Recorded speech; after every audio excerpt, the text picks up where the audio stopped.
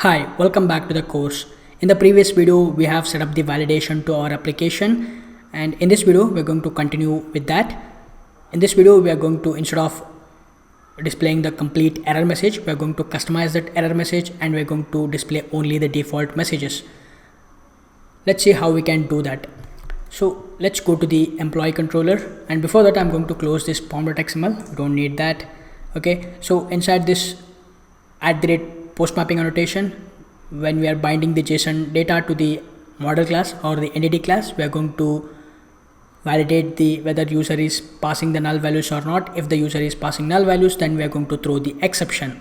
Okay, so this is going to throw an exception called method argument not valid exception. Okay, so we are going to create a global exception handler for application, and we're going to handle that exception. Okay, so let's see how we can do that. So let's open the project structure, and inside this inside the source main Java, I'm going to create a new package,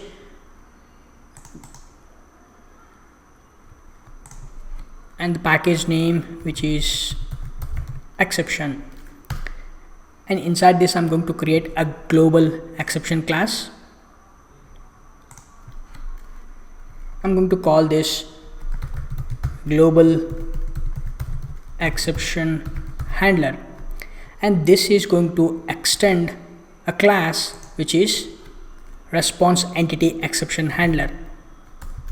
Response, I think this is interface. Okay, we are looking inside the interfaces. We should click on this browse, and now we should find for response entity exception handler and click finish. So now we have created a global exception class, and it is extended the response entity exception handler. In order to make this class exception handler, which means in order to make this as a global exception handler class, we need to add an annotation called @controller_advice. So we're going to add the @controller_advice. So let's import this.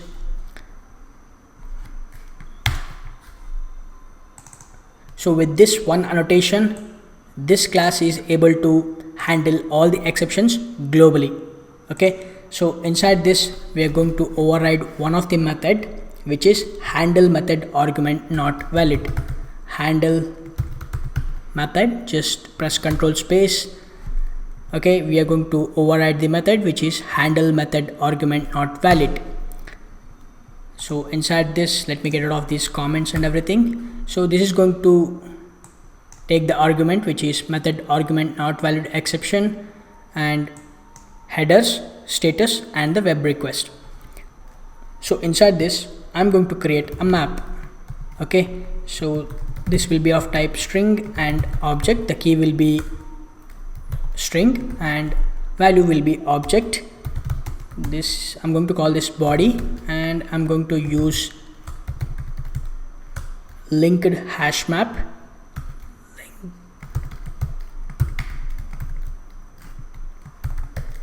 So let's import this. So now we're going to add a few keys. So first one is timestamp, and I'm going to take the current milliseconds from the system.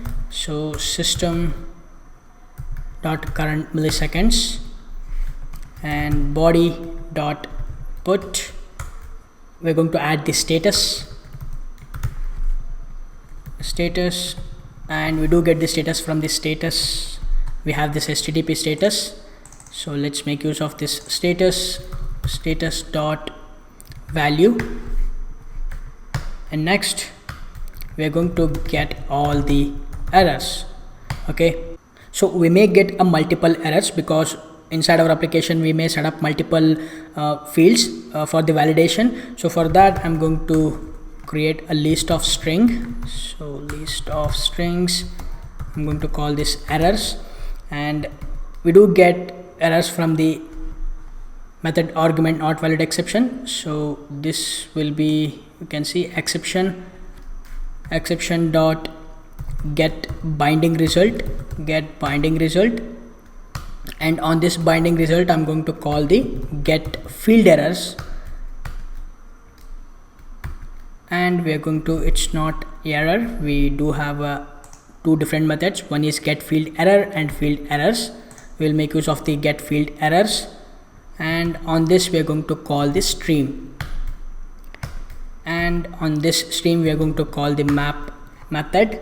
So we are going to get the default message, get default message.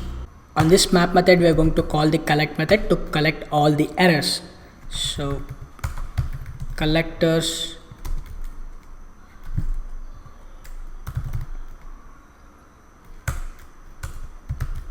dot collectors dot toList,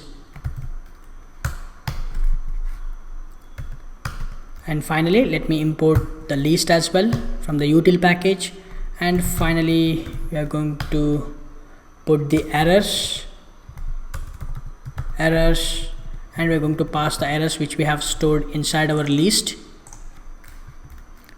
and finally we are going to return the response entity, because this is a return type of response entity of object type. So return new response entity, and we are going to pass the body as well as the status, and you can provide the object type. Okay, so let's save this. Okay, so don't worry about this class. Okay, we have created a global exception class, and we have annotated with the add controller advice, and we have overridden the method handler. Let me expand this. Okay, we have override the method handle method argument not valid exception. This method will be triggered whenever we are binding the JSON value to the model object. If there is any exception throws, that time this method is going to execute. Okay, so inside this we have created the map, which is a linked hash map, and we are going to add a few properties, which is a timestamp, status, errors, and for the errors we are going to get the values from the binding result, and we will get the field errors, and this will return an array. On that we are going to call the stream object, and on the stream we are going to make use of the map to collect all the values, and finally we are going to pass that errors to the body, and finally we will return the body and the status back to the client. So now let's save this. That's it, we don't have to do anything. It will automatically displays the default error messages inside our client. So let's go to the Postman, and now let me get rid of this, and when I click on this send, we should get the error messages. You can see timestamp, status, and errors. Inside the errors we do have a messages like name should not be null, department should not be null. Okay, so this is how we can customize the HTTP response. We have just created a global exception class, and we have annotated with the add controller advice, and we have created a map, and inside the map we have stored all our errors, and we have displayed to the client. That's all about this video. Thank you so much for watching. I will see you in the next video.